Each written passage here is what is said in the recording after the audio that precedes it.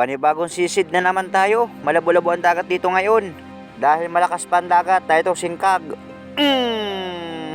Gitik. Pang-ulam mga kapaders. Magluluto tayo bukas ng pang-ulam. Sinabawan at perito. At para makaboy-boy lamang sa labig ng dagat. Para nang binuntugan ng yelo ang dagat ngayon. At ito manitis. Dumaan sa harapan ko. Kaya laang ayaw magpalapit mga kapaders. Isiguraduhin ko ito pagpana. Uy, naroon na. Didilim, may ilang pang isda. Siguro baka hindi ko lang napansin. Na ito, bukawin. Yun, tinamaan mga kapaders. Ayos na itong pandaradagdag pang ulam. Nakipagsapalaran na kami ng kasamahan ko. Kahit malakas-lakas pa ang dagat gawa ng bagyo. Talagang gusto namin makaulam ng isda. Baka lahat ng isda namin mahuli. Pang ulam, hindi mo na kayo mabinta mga kapaders. Naroon sa unahan, may malaking manitis. Itong unahin ko mas malaki mga kapaders. Antayin kong bumalagbag. Panain ko na. Lagata ka dyan.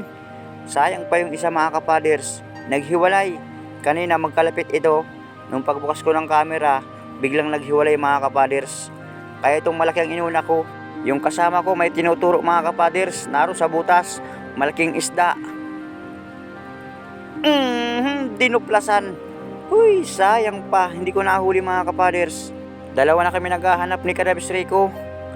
Hamal yan. Kung kaya kasumpong ng malaking isda, saka naman nakawala. Dito sa unahan, baka andito. Uy, naroon sa butas. Huwag kang kikibo. Sige, di ka na makakatakas. Malaking maagat ito. Awan lang sa inyong lugar kung tawag nyo dito. Sigurado na ito ang pambigas. Yung ibang isdang nahuli ko, pang ulam. Bakit tumalagdagan pa mga kapaders? Kahit isa pa, ibibinta natin. At para makabili namin ng pang 1 kilong bigas. Maraming salamat uli Lord. Kahit dito lang sa hibasan. Buti na lang at may nagtabi itong malaking isda. Matabi talaga ito sa hibasan dahil malaki ang alon. Dito lang muna kami sa malapit. Tsaga-tsaga laang. Pang ulam saka pambigas. Ayos na. Na ito pa. Bukawin. Hindi man kasinong kaliitan mga kapaders. Katamtaman lang pang ulam. Kaya ganitong pandaradagdag. Pang ulam-ulam bukas. Ang isang lata ng sardinas ngayon, mataas na ang presyo. 38 ang isang piraso. Kaya kahit malakas, malabo ang dagat, nagpit kami lumaot. Dito sa Binagong may sumuot mga kapaders. Sisilipin natin. Malaking bigan iyon or matampusa yung nakita ako. Kaya lang hindi ko na makita mga kapaders dahil malabo ang dagat. 2 flashlight na pinalingas ko at talagang malabo ang dagat. Para nang may gatas mga kapaders. Andun sa unahan ko may malaking isda. Lagata ka din dyan.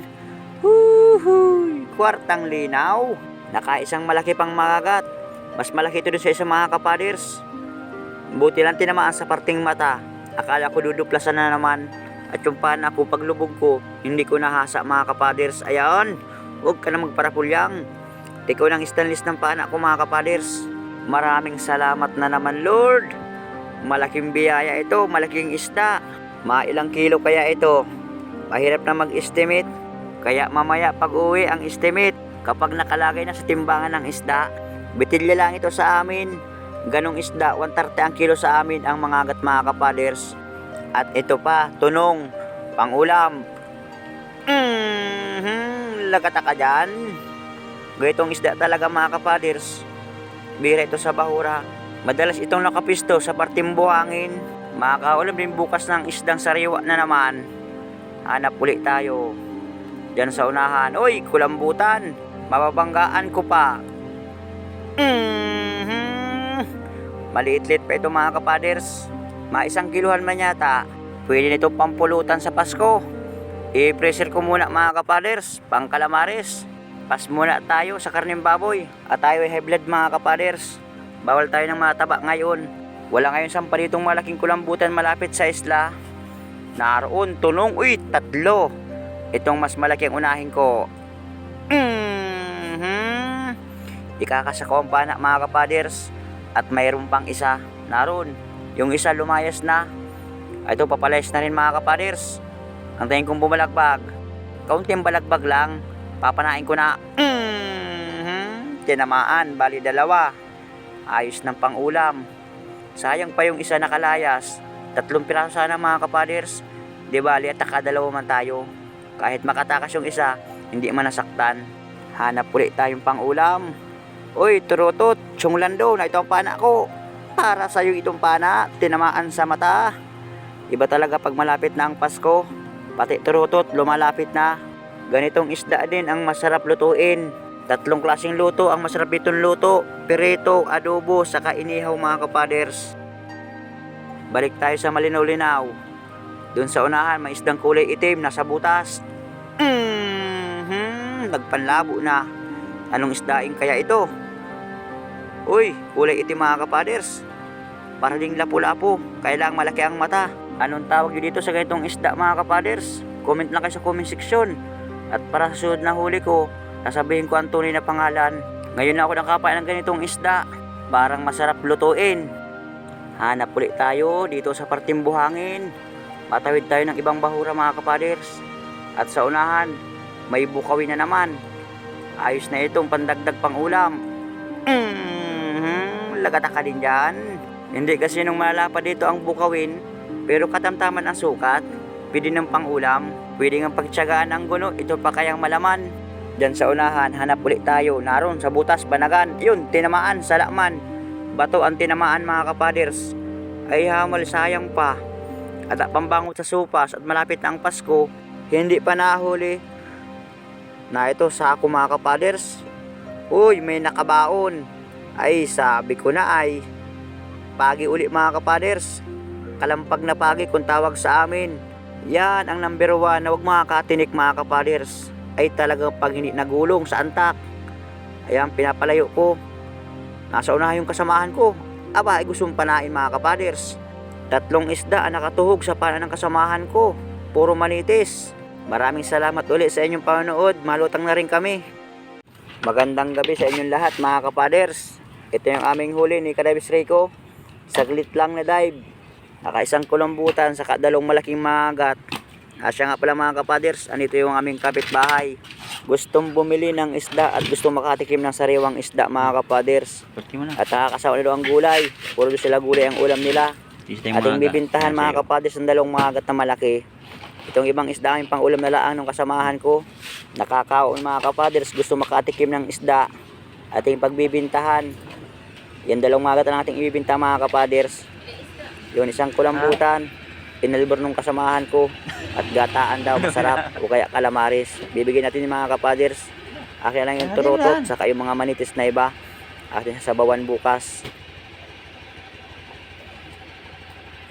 Yan, bili mo na yan. Oh. Balik ako, mambayad. Sige. Gano'n meta kayo ay? Hindi. Bigyan lang tayo.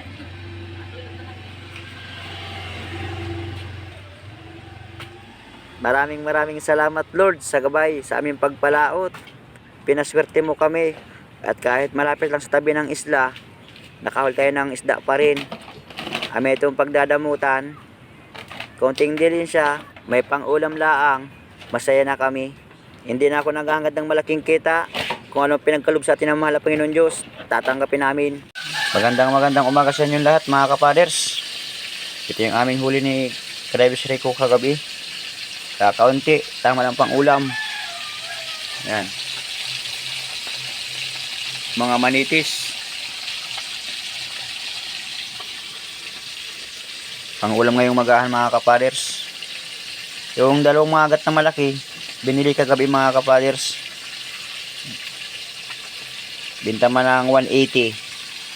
Tig 90 pesos kami ni Kadives Rico. Ayos na yun. Pang 1 kilong bigas mga kapaders. Maraming salamat pa rin Lord sa biyaya at gabay sa aming pagpalaot. Kami itong pagdadamutan. Mamaya mga kapaders, pagkaluto, kakain tayo. Yan.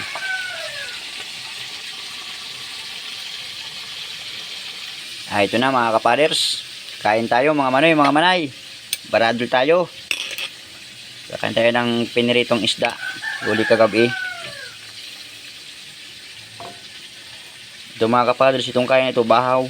Kakainin ko at sayang kaysa mapanis laang.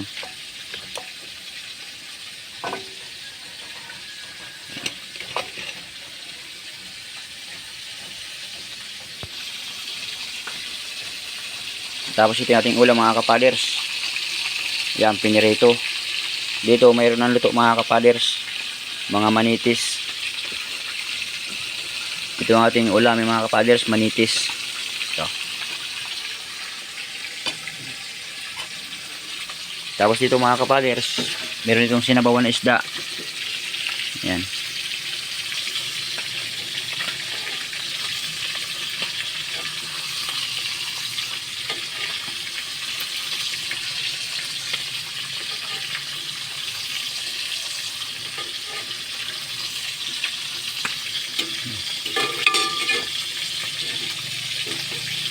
Ito mga kapaders, isdang bukaw, sinabawan.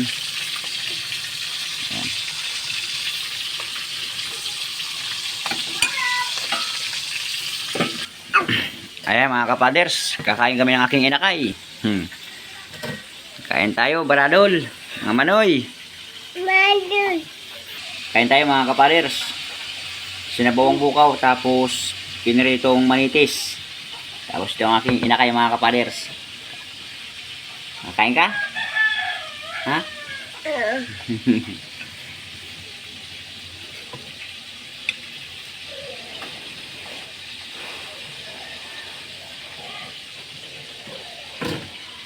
Siguro.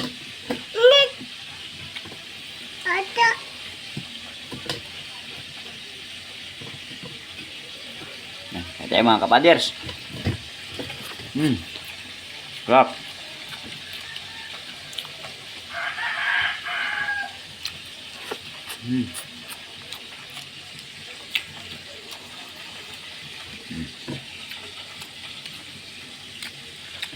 Yan.